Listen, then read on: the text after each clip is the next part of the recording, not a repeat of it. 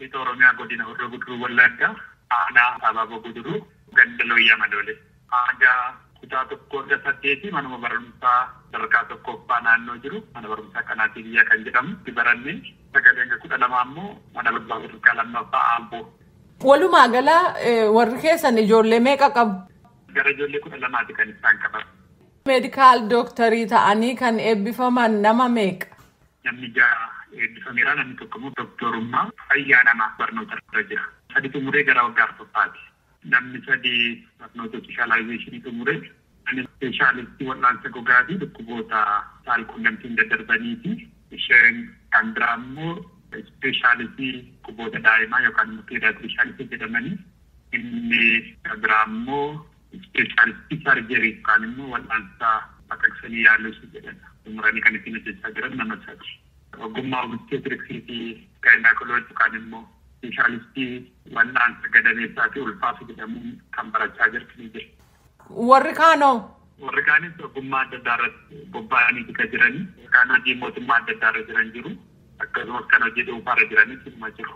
Barnoota sadarkaa lammaffaa Ambootti baratan. Yuunivarsiitii tokkorraati hundi keessan eebbifamtan moo kan adda addaarraati? Yuunivarsiitii tokkorraa kan eebbifame nama 5 yuunivarsiitii Jimmaarra. Inni tokko yuunivarsiitii Madda Walaabuu irraati kan eebbifame. Namni barataa jiru immoo yuunivarsiitii Haramayaatti barachaa jira.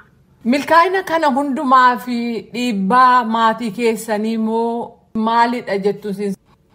Anaanis kan na hangafanni jiru isaanillee barnoota fayyaa kana mediisinii barachuu baatan illee isaaniin ilaalee barnoota irratti yeroo baay'ee xiyyeeffachuu isaan qofa osoo hin taane maatiin immoo keessumaa abbaan keenyi hordofii cimaadha kan isaan nuuf gochaa turanii barnoota sadarkaa fagoo osoo hin taane haga kutaa 4 kutaa 5 akka baratanidha kan isaan nutti himanii afaan Amaariffatti barreessuu dubbisuu ni danda'u.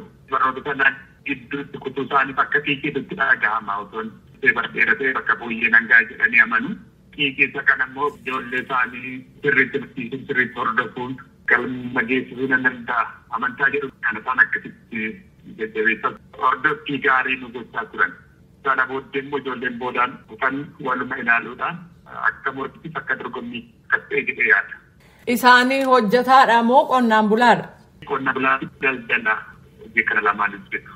Harmeen keenya hojii hunda ofii hojjetanii nan barnoota irratti akka xiyyeeffan gochuudhaan haala baay'eetiin nu deeggaraniiru jedhee amana. Milkaa'ina gama barnootaan argamuuf hundeen maalidha jettanii yaaddu?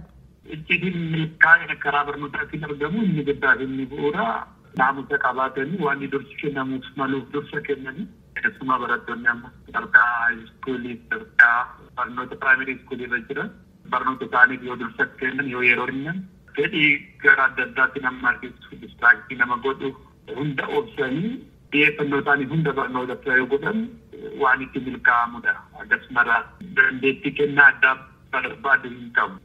Ogeettii addaa waa'ee dhukkuboota daa'immanii kan ta'an Dooktar Shaggituu Mirreessaa haala dhukkuboota naannootti guddatanitu dooktora ta'uudhaaf isin kakaasee jedhee gaafadheeraan. Egaa dubbachuuf waa'ee dhukkuboota naannoo irraa ka'ee itti hin taane sadarkaa cimaan qabxii baay'ee irra caalaatti ogummaa fayyaati kan tokko irratti filatu warri bira kunuunsan baay'isanii ogummaa fayyaa barachuu illee baay'ee qabu turanii kanarraa ka'ee kan baay'inaan ogummaa fayyaa baranne. Maatii tokko tokkotti ijoolleen obbolaanii waan adda addaati kan barachuun beekamu. Isin gar tokkotti attamitti luucceeffattan tajaajila eegumsa fayyaa irratti? Maatii keenya keessaa nama 3 kan nuyi faana barannee kan ogummaa fayyaa galle jechuudha. Yeroo ogummaa fayyaa galle kan walumaan illee wal dorgomaa sadarkaa barnootaa irratti jechuudha.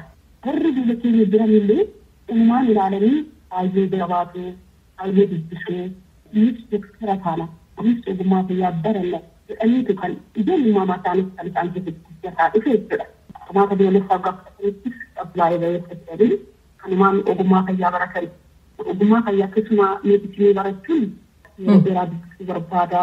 Yeroo gahaallee hin qabdu sooshaal laayifii kanaaf jechuudha. Waggaa dheeraadhaaf kan baratamu kanarraa kaanee akka meedisinii baratullee hin barbaanne turre. Warri kaanillee kun gosa gorsu turan. Ogummaa biraa akka inni baratu keessumaa injineerii bifaa akka inni baratu waa biraa akka inni baratu itti himaa turre. Garuu inni uumamaan ilaalee ijoollee ogummaa fayyaa barachuu waan isa keessa bulee tureef fedhima isaaniitti yaadanii barbaadanii dhimma barumsa fayyaa kana baratan. Hojii keessan irratti walittiin dubbattu wal gargaartu. Sirriitti wal gargaarra.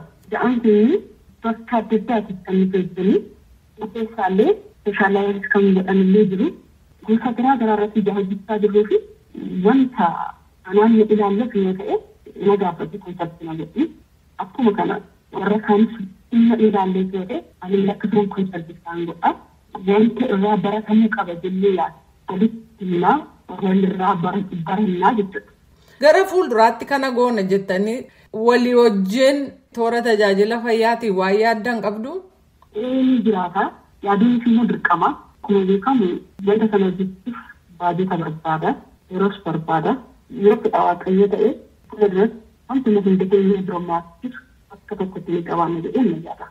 Keessummoota koo lamaan galateeffachaa kanarraa kanumaan xumure aan Jaallannee Gammadaati. Nagaatti.